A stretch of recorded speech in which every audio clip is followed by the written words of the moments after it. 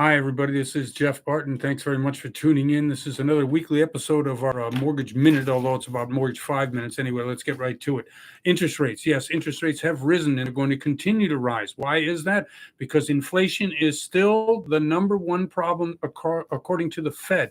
The Fed will raise its short-term rates, and thereabouts following it will be the yield on the 10-year rising, which also means that the mortgage rates will rise. That's what happened the last week when we saw the interest rates. No, when we saw inflation number come in, inflation, the Fed, mortgage interest rates, they're all tied up together. So if one thing is bad, they're probably going to be all bad unless we buck the trend, which is what they did initially when we had these inflation numbers that were supposed to be quote unquote transitory. 5 things to look for in that particular vein. Inflation, the headline was pretty good. We saw some reduction in inflation, although underneath was not good. The core inflation number had risen and continues to rise. It's a bit stubborn, so we're probably going to see 5-6% inflation rates for the next 3 or 4 months until the Fed continues to raise their short-term interest rates, short-term lending rates to above 4.5%.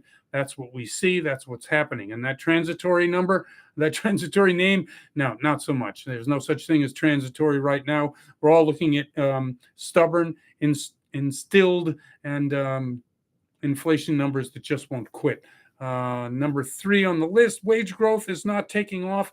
No, not that one. This one, wages are up, but not enough to keep up. Okay, so if you have a job and you're making money and you're getting a raise this year for 5.5%, hey, good for you. However, inflation at 7 to 8% means you're losing money. That's what most people are feeling. And so when you're out there trying to buy groceries and you see that go up every month, you're seeing your paycheck go a little bit less. It is not stretched far enough yet, right? Most people are living paycheck to paycheck. 50% of Americans live paycheck to paycheck. So any little bit hurts. Now, it's a bit offset by gas prices coming down, and they have come down. I think it's 90 days in a row. But you know the way gas prices are, they'll go up 10 cents at a time, and they'll come down 1 cent at a time. So even though the headline number for gas prices is good, i.e. it's come down 90 days in a row, it's still not enough to make it a big difference. So it's helped the inflation rate, but it's not something that you can rely on because it's volatility. And the volatility in food and the volatility in energy prices means that the core CPI, everything else that's calculated, keeps on rising, is persistent.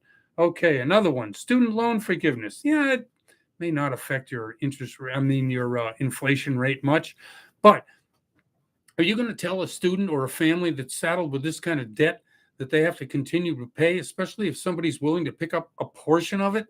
Some of these colleges, these for-profit colleges, have always made me a little crazy anyway, because they're just factories for making money. Do they really help in chances to get a loan? No, I'm going to get a loan. Get a job? No, I don't think they do. However, some of the loan forgiveness, really, we should be forgiving these people that took some courses in college that really all it was about was education. It wasn't really about getting a job. I think the purpose for getting a loan is to get something positive out of it, not just to get an experience. Anyway, just a political viewpoint. Let's see, what else is here? Student loan forgiveness. Okay, there are some signs that the economy isn't as bad inflation-wise as they say. Gas falling, I said that.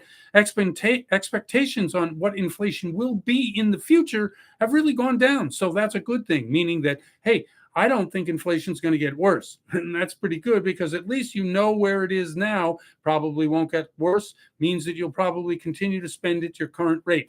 Remember, the economy runs on consumer spending. It doesn't run on expectations or what is exactly going to happen in my mind. No, it functions based on how much you take out of your pocket.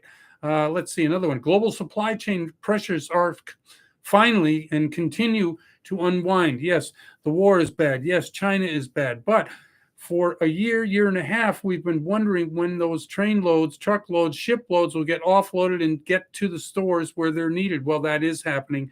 More of the supply chain is loosening. Some of the commodity prices have come down because of the war, but mostly because China demand is down. And China demand is down, and most people say it's because of COVID. I don't think so. I think China is really worried about their property sector. 25% of their GDP comes from that, and they've had such defaults in their building. I mean, I've chronicled it on the radio show many times. China's biggest problem is their overdevelopment, and they overdeveloped in order to pump up the economy and bring 400 million people from poverty into the middle class. Hey, kudos to them. Nobody's ever done it like they've done it, but they're paying the price now.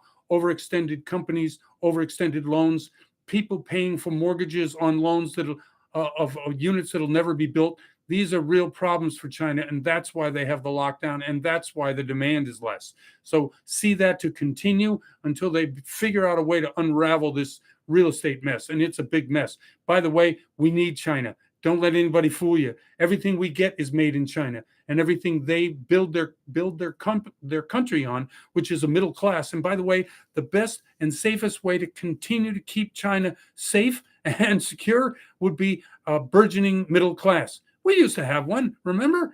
Country was great in those days, and basically nobody could touch us on any front. Nowadays, not so much. But for China, in order to keep them peaceful, at 400 million people they just lifted out of poverty, they're going to have to remain peaceful. So they have to fix this this sector of their economy, which right now is in deep doo-doo.